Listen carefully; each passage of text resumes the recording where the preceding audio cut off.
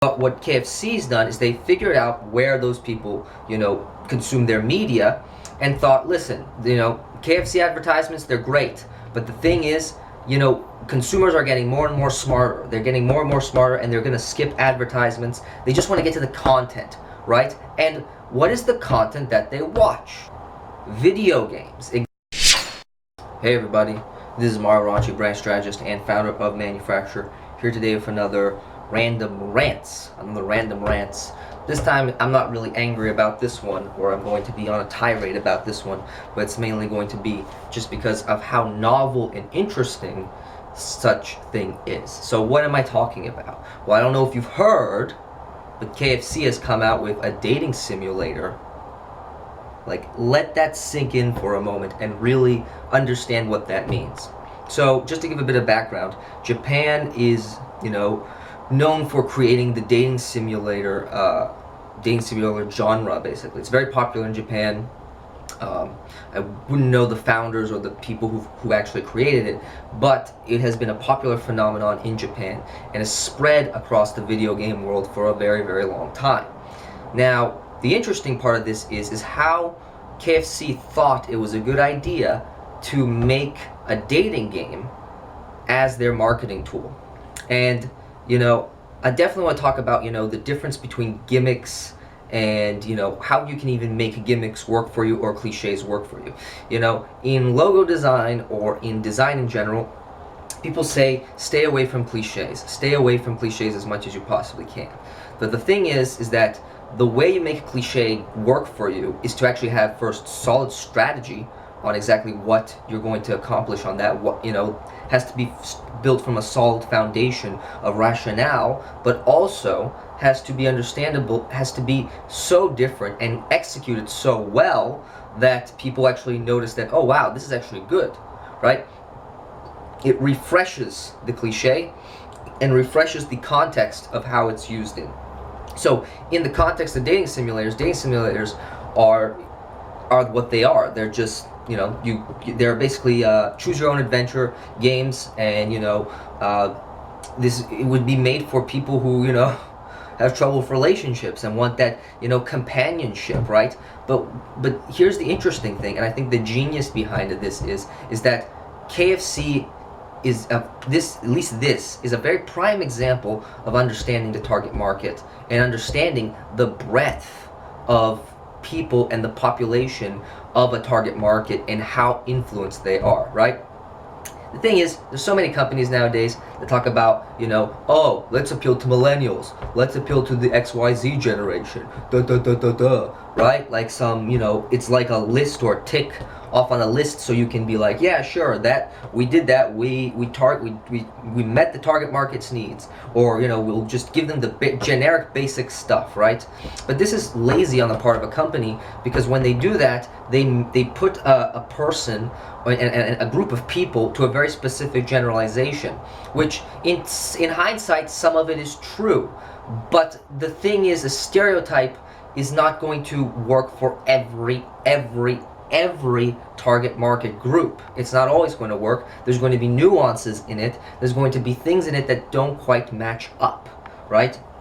And so understanding those nuances is where the gold is, and where you can kind of take what KFC does, and you can actually understand, okay, my target market is on these platforms.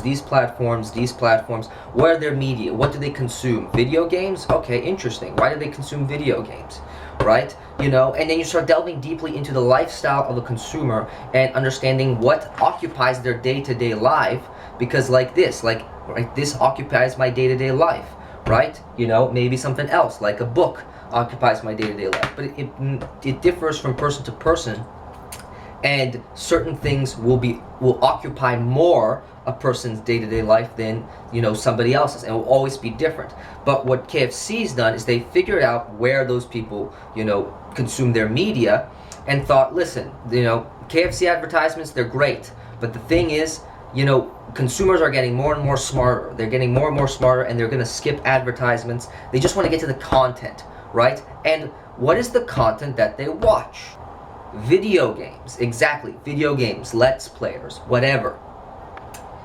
They actually figured that out, and they were like, okay, if the target market is watching these things, and they think our advertisements are interruptions, or they're not enticing enough, or they just seem like advertisements, then why don't we build the content into, why don't we build the advertisement into a piece of content, or into a piece of interactive media that people can use and actually be in front of them at all times.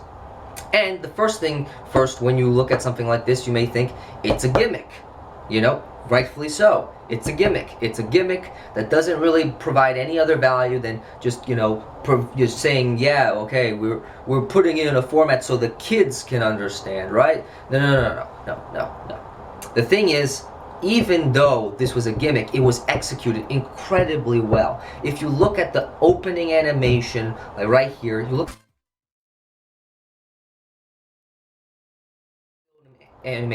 look at how much detail and thought has been put into something so silly as this. Very few advertisers put next to nearly as enough effort into something like a video game or an opening shot or anything. They don't put that effort into it. They're always about quick, right? Instead of quality, or at least try to get to a point where there is a level of quality that shows that it's been worked on, it's been done well, right? And in that case, this wasn't going to escape. If they put it out a gimmick or a video gimmick like this, and they had no good execution, no characters, no humor, no good writing, no good stories, whatever, right? They would have failed miserably. But now what's happening? So they take this they release this as a video game, right? This is the first time a chicken company creates a video game. It's insane. It's an interesting and out-of-the-box thinking on KFC's part. I've never seen, I've seen people try to do this, and gimmicks and all this type of stuff, to appeal to the people and the kids or whatever, or the target market they're going after, but they don't do it nearly as well as I'm seeing it here. Okay? So what's next after this? Why is it even more brilliant than before? Okay, so now we know it's an advertisement turned into content, which is brilliant in its own right. But what makes it even better? You can do influencer marketing with it. It's brilliant because you can do influencer marketing with it. You sponsor and pay Let's Players to play your games who have a ton of reach on a ton of people, a bunch of people, millions of people watching them play games. And you just need to sponsor them, and your advertisement is basically being reached to those people for a very, very low cost. A cost that you would have to pay Google or pay Facebook to do traditional advertising in. You don't need to. You just go to the influencer, you give them a price and what they need to do, and they play the game for you. And that acts as your free advertisement in a way. So they planned this in a way that they understood the context of where content is being used and where the medium is being used. The medium being video games. Where are video games being seen? Online. By what? By who? Is there somebody initiating and playing these games?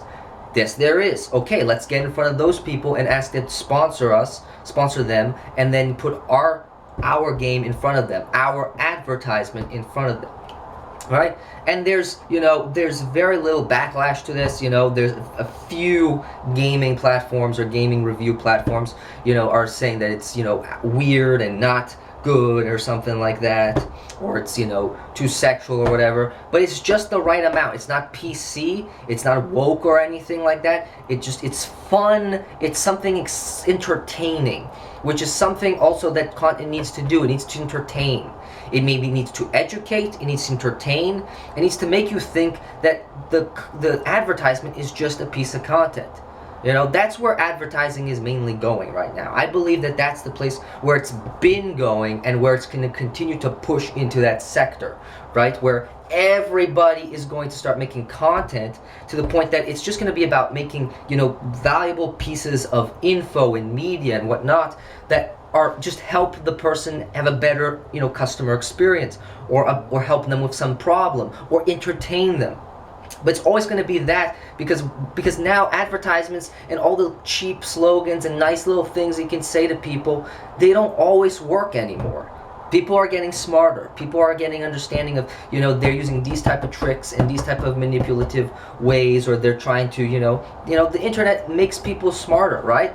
And there's not to say that, you can't do copywriting or good advertising or good landing page copy. That's not the point. The point is that if you're going to go to a target market that is incredibly, savvy with technology, they're probably going to know more about, why advertising is why advertising is such an interruption. They're probably going to use more ad blocker than anything else.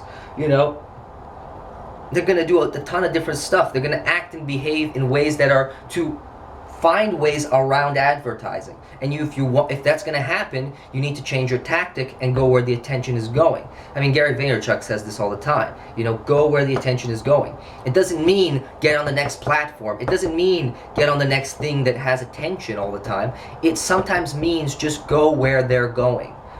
And if that means video games, if that means media, if that means, audiobooks, if that means even music, whatever it may be, to find a way to entertain, educate, and really, really, get in front of the target market in a very innovative way is going to be what sets apart really great advertisers and marketers and, in the coming eras. I'm really amazed by this type of project, and I hope there's more projects like this. So leave your thoughts below. What do you think of it? Have you played it yet? I haven't played it yet, but I've seen snippets of online and I've watched some Let's Plays of it. And it seems pretty interesting. There's a lot of funny stuff, a lot of good stuff there. So yeah, if you want to see more content like this, feel free to subscribe to me. Leave your comments below. I'd love to hear your thoughts on this wonderful game and content piece. And I will see you on the next one.